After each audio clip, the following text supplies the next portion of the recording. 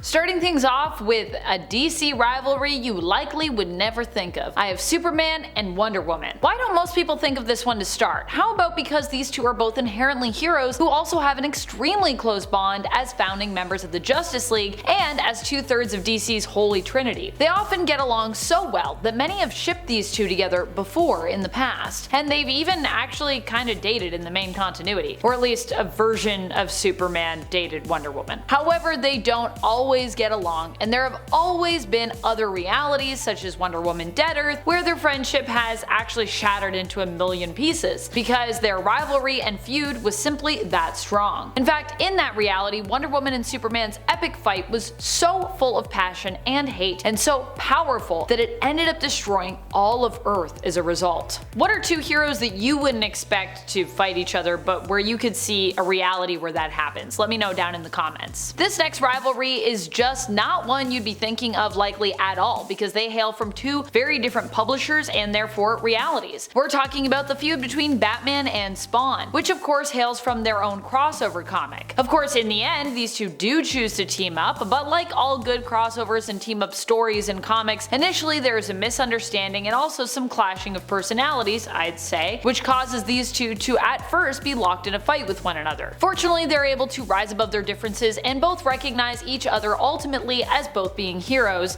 in the end. Superman and the Flash have had this bizarre long-standing rivalry in regards to who is faster between them. Kind of a weird thing since, you know, the Flash's whole thing is being fast, but Superman is also pretty fast, so I digress. Likely, this really, I don't think, has much to do with their own concerns surrounding the truth of like who would actually win in a foot race, and instead is more about the fans wanting to know in terms of power scaling, something that many fans are major fans of, deciding who can run faster, punch harder, heal more potently, etc, etc. If you are one of those folks who is wondering, all I'll say is while Superman may have seemingly had some near victories against the Flash in the past, those races were for charity. Some people might think of these two as having a rivalry, but if they did, it would probably be for the wrong reasons. While Zatanna and Catwoman have both been love interests of Batman in the past, that is not where their rivalry actually stems from. Instead, these two actually have issues because of something very specific that happened between them. Really, something that Zatanna did to Catwoman. Zatanna basically flipped Selina's alignment, and when Catwoman finds out, she is understandably upset, as not only can she no longer trust Zatanna, but she is also now questioning who she really is, as she feels her choice to be a hero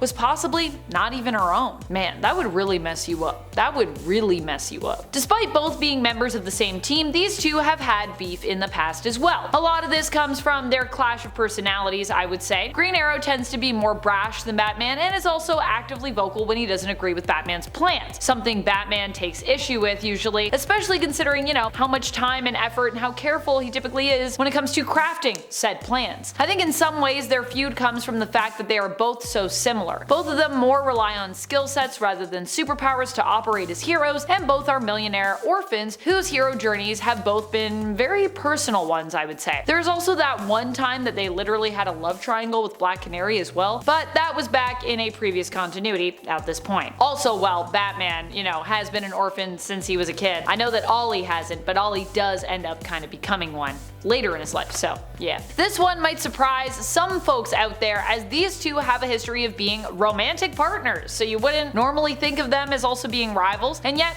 here we are, talking about Batman and Zatanna. How did these two go from being old friends with, I would say, a romantic spark, and in some realities more or less of a romantic spark, to rivals? Well, it all went down after Batman learned, similarly to Catwoman, that Zatanna had manipulated his mind. Zatanna, girl, you need to stop messing with people's heads, it's just not gaining you any allies. In fact, instead, Batman was so upset that he pretty much cut Z off for a good while, no longer even referring to her by his nickname for her, Z, but instead simply calling her by her full name, Zatanna. Ouch. You know you're in trouble when someone calls you by like your full name. You're like, ooh, I did something wrong. However, time heals all wounds, and fortunately, as time has gone on, after Zatanna obviously apologized, Batman has moved towards forgiving her and trusting her again, even eventually resuming the use of her nickname. This next one isn't one that comes to mind as quickly, but once you think of it, you cannot get it out of your head. It sticks in your head like, oh, I don't know, an explosive might. Zod and Waller have had a rivalry that runs hot, because Waller is a collector of villains, let's be honest, thanks to her involvement in Task Force X, aka the Suicide Squad. She ends up attempting to forcefully recruit Zod to her cause, putting an explosive into his head, like she does with pretty much everybody else, to make him heal for,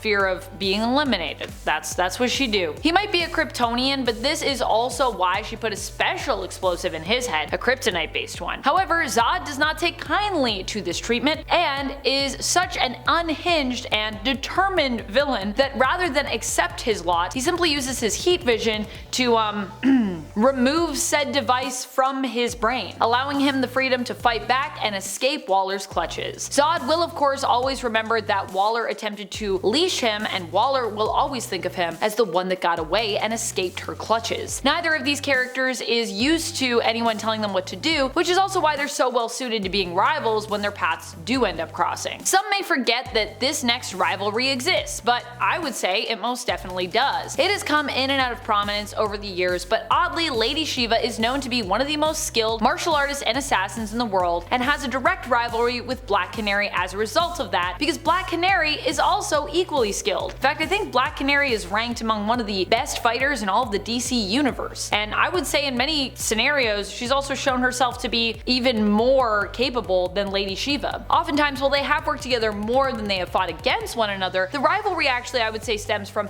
who between them is just the better fighter. Dinah of course also has her literal superpowers with her Canary cry, which does give her an edge in terms of who would win against who, though she doesn't typically use it when fighting to determine skill. She wouldn't use her Canary cry because it's about who can fight better. Black Canary is often pulled into fights with Lady Shiva so that Shiva can kind of prove herself to be superior to her, although often Canary is the one who actually comes out on top between them. Although there have been times when Lady Shiva has also even offered to train Canary, although Canary has said no thanks. That being said, there is a certain amount of respect that these women obviously have for each other as well, which has also contributed to them teaming up at times throughout their history, despite, like I said, being kind of rivals. While many expect this next one, I would say on some kind of level, I don't think anyone would have anticipated that Damian Wayne, out of all the Robins, would attempt to target Harley and make a specific nemesis out of her. Feels odd, right? But that is exactly what happened, or what Damian attempted to have happen in the Harley Quinn animated series. Here, Damian Wayne is the current Robin for Batman when in season 1 of the animated series, he crosses paths with Harley Quinn. Honestly, I love this depiction of Damian too. He's such a brat and I love it. Harley is at the time attempting to make Batman her own nemesis, and as such refuses to fight Robin, who she sees as being, a kid. He's just too young for her to fight. After this interaction though, Damian actually tells a different version of this story when they met, while on the Tawny Young show, where he claims that he actually beat Harley and that she actually begged to be his nemesis. Ultimately, it's later revealed in the episode that Damian is kind of searching for a nemesis as a result of his own insecurities, and I would say to prove himself capable to his father, Batman, who later confesses to Damian that he didn't actually have his own nemesis